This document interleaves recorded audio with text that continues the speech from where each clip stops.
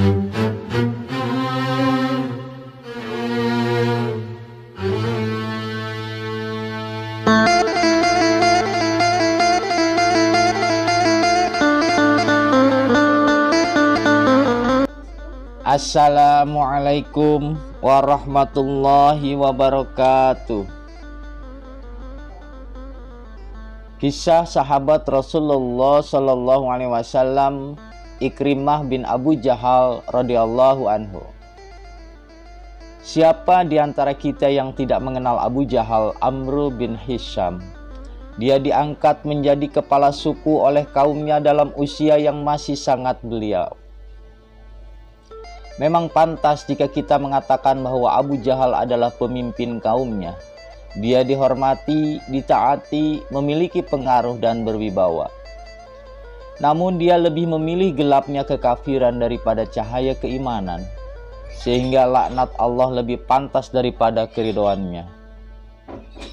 Abu Jahal merupakan Fir'aun umat kala itu. Dia hidup di Mekah sebagai musuh Allah dan Rasul-Nya. Berulang kali dia berusaha membunuh Rasulullah Shallallahu Alaihi Wasallam. Dia menyaksikan berbagai peristiwa yang melatar belakangi turunnya wahyu. Dia juga menyaksikan berbagai mukjizat Rasulullah, namun mata hatinya telah buta sehingga dia tidak ubahnya seperti setan. Nabi Shallallahu Alaihi Wasallam dan para sahabatnya seringkali melihat penyiksaan yang dilakukan olehnya. Namun Rasulullah amat berharap Abu Jahal suatu ketika mau memeluk agama Islam. Beliau bersabda, "Ya Allah, muliakanlah Islam dengan Amr bin Hisham atau Umar bin Khattab." Allah mengabulkan doa nabinya.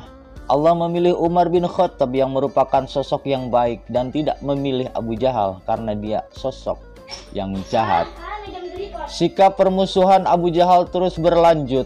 Dialah yang mengusulkan dan mengobarkan munculnya perang Badar. Untuk memberi pelajaran kepada kaum muslimin, begitu katanya. Setan telah membisikkan dia akan dapat mengalahkan Nabi Shallallahu Alaihi Wasallam beserta para sahabatnya. Namun pada kenyataannya dia tewas dan berlumuran darah. Sebelum tewas, Abu Jahal bertanya siapa yang menang. Ada seseorang yang menjawab, Allah dan Rasul-Nya yang menang. Mendengar jawaban ini, Abu Jahal melaknat dan mencaci maki kaum muslimin sampai-sampai Rasulullah bersabda, Fir'aun umat ini lebih keras daripada Fir'aun di masa Nabi Musa. Benar apa yang disabdakan Rasulullah. Fir'aun di masa Nabi Musa sempat menyatakan keimanannya di saat sakaratul maut. Hanya saja Allah tidak menerimanya. Sedangkan Fir'aun umat ini mati dalam kekufuran, bahkan mencela Allah dan Rasul-Nya. Ikrimah putra Abu Jahal tumbuh dalam suasana dan lingkungan yang buruk, penuh dengan kedengkian terhadap Islam dan Muhammad. Ayahnya menanamkan perasaan benci kepada kaum muslimin dalam hatinya. Ikrimah menyaksikan kekalahan kaumnya dalam perang Badar. Ikrimah pulang seorang diri tanpa ditemani sang ayah. Sebagai wana waktu berangkat, dia meninggalkan ayahnya dalam keadaan mengenaskan dan jasadnya akan dilemparkan ke dalam sumur. Allah dan bahkan sumur yang merupakan kuburan baginya ikut melaknatnya. Namun pada perang Uhud keadaan orang-orang kafir Quraisy agak berbeda. Mereka keluar ke medan perang dengan penuh rasa congkak. Pada perang ini Ikrimah memimpin pasukan sayap kiri, sama dengan Khalid bin Walid yang memimpin pasukan sayap kanan. Ikrimah ditemani oleh istrinya Ummu Hakim bersama Hindun bin Utbah yang melantunkan bait-bait syair sambil memukul rebana. Semua bergerak dengan penuh antusias. Ikrimah menunggangi kudanya dan melaju kencang. Dengan bisikan dari setan, hatinya dipenuhi dengan rasa dengki untuk memerangi Allah dan Rasul-Nya. Dalam ingatannya masih terbayang kematian ayahnya yang tewas disebabkan sabetan pedang kaum muslimin dalam perang Badar. Perang Uhud berakhir dengan kemenangan tidak sempurna bagi kaum musyrikin, karena mereka takut terhadap kemungkinan serangan kaum muslimin untuk yang kedua, sehingga mereka segera melarikan diri ke Mekah. Adapun pada perang Khandaq atau Yaumul Ahzab, Ikrimah adalah salah seorang di antara ribuan pasukan yang datang untuk mengepung kota Madinah tempat Rasulullah Shallallahu Alaihi Wasallam. Namun mereka sangat terkejut ketika melihat parit raksasa yang terbentang di hadapan mereka. Mereka tidak pernah melihat parit seperti itu sebelumnya. Mereka berhenti dan bingung, tidak tahu harus berbuat apa.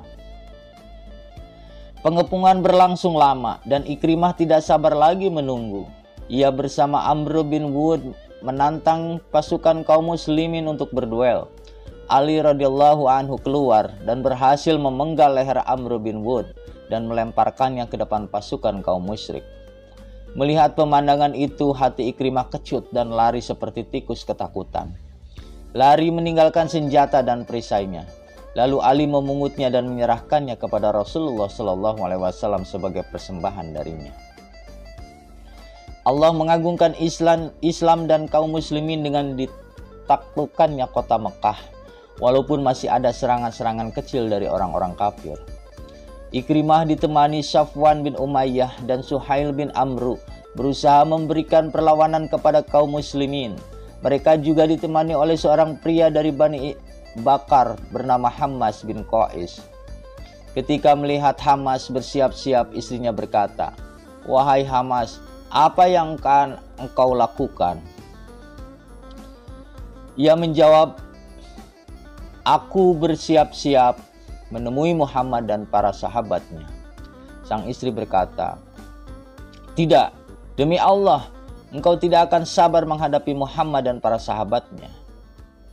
Hammas berkata kepada istrinya, "Kami akan membunuhnya dan salah satu dari mereka akan menjadi pelayanmu." Ikrimah beserta teman-temannya berkumpul di suatu tempat yang bernama Al-Khandamah. Mereka bersatu ingin memberikan perlawanan kepada kaum muslimin. Namun Rasulullah Shallallahu Alaihi Wasallam menghadapi mereka dengan menyiapkan sang pedang terhunus, Khalid bin Walid. Mereka terpukul mundur. Hammas yang juga ada di antara mereka langsung masuk ke dalam rumah dan menutup pintunya.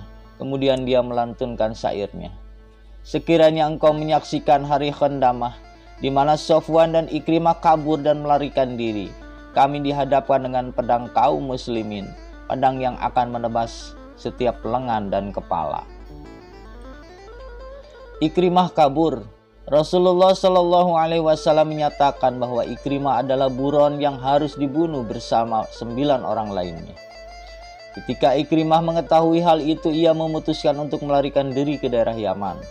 Pada saat itu istrinya, yaitu Ummu Hakim, telah memeluk Islam dan ia meminta kepada Rasulullah Shallallahu Alaihi Wasallam agar Ikrimah dilindungi. Beliau berkata, "Ya, ia telah aman." Ummu Hakim keluar untuk mencari dan memanggil suaminya kembali ke Mekah. Waktu itu ia pergi ditemani oleh seorang budak dari Romawi. Dalam perjalanan yang sepi dan jauh dari pandangan orang, budak Romawi itu melihat ada kesempatan untuk merayu Ummu Hakim. Namun Ummu Hakim tidak tergoda dan bisa mengelur waktu hingga mereka sampai di tepi pantai. Di sanalah takdir seolah menghina Ikrimah. Ikrimah berkata kepada salah seorang pelaut, "Bawalah aku pergi ke Yaman, aku akan memberimu apa saja yang kau mau." Sang pelaut berkata, "Aku tidak akan membawamu sebelum kau ikhlas." Ikrimah berkata, "Ikhlas yang bagaimana yang harus aku lakukan?" Sang pelaut menjawab, "Engkau harus bersaksi bahwa tidak ada Tuhan kecuali Allah dan Muhammad adalah Rasul Allah." Ikrimah berkata, "Ini adalah Tuhan Muhammad. Dia mengajak kami untuk mengucapkan kalimat tersebut." Di sini Ikrimah baru mengetahui dan menyadari bahwa tidak ada Tuhan yang pantas untuk disembah kecuali Allah Subhanahu wa Ta'ala. Ketika ia hendak mengungkapkan keimanannya, istrinya muncul dan berkata, "Aku datang dari seorang yang sangat mulia, sangat penyayang dan sangat baik. Aku datang dari Rasulullah Shallallahu Alaihi Wasallam. Aku telah meminta perlindungan keamanan untukmu dari beliau, dan beliau menyetujuinya. Oleh karena itu, janganlah engkau membinasakan dirimu dan kembalilah ke Mekah karena engkau telah aman." Ummu Hakim menceritakan tentang niat jahat budak Romawi dan dia ditolong oleh orang-orang Badui. Sebelum ia kembali ke Mekah, Di tengah perjalanan Ikrimah mendatangi budak Romawi tersebut lalu membunuhnya. Ikrimah mendekati istrinya, namun Ummu Hakim berkata, "Wahai Ikrimah, engkau adalah seorang musyrik dan aku adalah seorang muslimah. Allah telah mengharamkan engkau bagiku." Kata-kata itu bagaikan anak panah yang tepat mengenai hatinya, membuatnya berdarah dan terluka. Di kepalanya berkecamuk berbagai macam pikiran. Di Mekah, Rasulullah Shallallahu Alaihi Wasallam berdiri di antara para sahabatnya dan berkata, "Ikrimah bin Abu Jahal akan datang kepada kalian dan akan beriman. Oleh karena itu, janganlah kalian mengolok-olok perihal bapaknya, karena itu dapat menyinggung perasaannya, dan ejekan itu pun tidak bakal sampai kepada orang yang telah mati." Ikrimah tiba di Mekah dan Rasulullah Shallallahu Alaihi Wasallam langsung berkata, "Selamat datang kepada penunggang yang berhijrah." Rasulullah berdiri dan menyambutnya dengan baik. Ikrimah berkata, "Aku telah diberitahu bahwa engkau telah menjamin keamananku, wahai Muhammad." Rasulullah menjawab, "Ya, keselamatanmu telah dijamin." Ikrimah bertanya, "Lalu untuk apa engkau mengajakku?" Beliau menjawab, "Untuk menyembah Allah yang esa dan tidak ada sekutu baginya, mendirikan sholat, mengeluarkan zakat, berpuasa di bulan Ramadan, dan melaksanakan haji di Baitullah." Ikrimah berkata, "Demi Allah, engkau mengajak kepada kebenaran dan memerintahkan kepada kebaikan." Ia mengangkat dan membuka telapak tangannya lalu mengucapkan 2 kalimat syahadat. Ikrimah berkata, "Wahai Rasulullah, sesungguhnya aku meminta kepadamu agar engkau sudi memohonkan ampun untukku atas segala bentuk perlawanan yang pernah aku lakukan kepadamu. Segala langkah yang pernah aku tempuh, semua tempat di mana kita pernah bertemu, dan semua perkataan yang pernah aku ucapkan di hadapanmu atau di belakangmu." Rasulullah Shallallahu Alaihi Wasallam mendoakan Ikrimah, "Ya Allah, ampunilah dia atas segala bentuk perlawanan yang pernah dilakukannya. Tiap langkahnya menuju tempat untuk meredam cahayamu dan segala yang ia ucapkan baik di hadapanku ataupun di belakangku." Ikrimah lalu berkata, "Demi Allah, wahai Rasulullah, aku akan mengorbankan seperti apa yang telah aku korbankan dulu untuk melawanmu." Setelah Ikrimah memeluk Islam, ia bersumpah dengan berkata, "Tidak, demi Allah yang telah menyelamatkanku pada perang Badar." Dia bersyukur karena tidak terbunuh pada perang Badar dan tetap hidup hingga Allah memuliakan dirinya dengan memeluk Islam. Setiap kali memegang mushaf, ia menitikan air mata dan berkata, "Kitab Tuhanku, kitab Tuhanku." Pada perang Yarmuk, ketika perang sedang berkecamuk dan pasukan Romawi hampir memukul mundur pasukan muslimin, Ikrimah terjun ke medan laga seperti singa kelaparan. Ikrimah berkata, "Biarkan aku, wahai Khalid bin Walid, menebus kesalahanku dan kesalahan ayahku yang telah lalu. Aku telah memerangi Rasulullah Shallallahu Alaihi Wasallam. Apakah hari ini aku akan melarikan diri dari orang-orang Romawi? Demi Allah, ini tidak akan terjadi." Ikrimah lalu berseru, "Siapa yang berani membayatku untuk mati?" Pamannya Haris bin Hisham dan Darar bin Al-Azwar bangkit membayat dirinya. Diikuti oleh 400 pasukan muslimin, mereka masuk ke medan pertempuran yang sedang sengit-sengitnya. Akhirnya pasukan Romawi terpukul mundur dan Allah memenangkan dan mengagungkan bala tentaranya. Ikrimah terbaring dengan 70 bekas tusukan di dadanya. Di sampingnya terbaring Haris bin Hisham dan Iyas bin Abi Rabi'ah. Haris meminta air minum. Ia melihat Ikrimah sedang menjulurkan lidahnya karena kehausan. Maka Haris berkata, "Berikanlah kepada Ikrimah." Ikrimah melihat ia sedang kehausan. Ikrimah berkata, "Berikan ia air." Ketika orang-orang mendekati Iyas, ternyata ia telah meninggal. Mereka segera kembali untuk melihat Ikrimah dan Haris. Ternyata keduanya telah mendahului Iyas menuju surga untuk meminum air surga dari sungai-sungainya. Demikian kisah singkat sahabat Rasulullah Ikrimah bin Abu Jahal. Semoga bermanfaat. Assalamualaikum warahmatullahi wabarakatuh.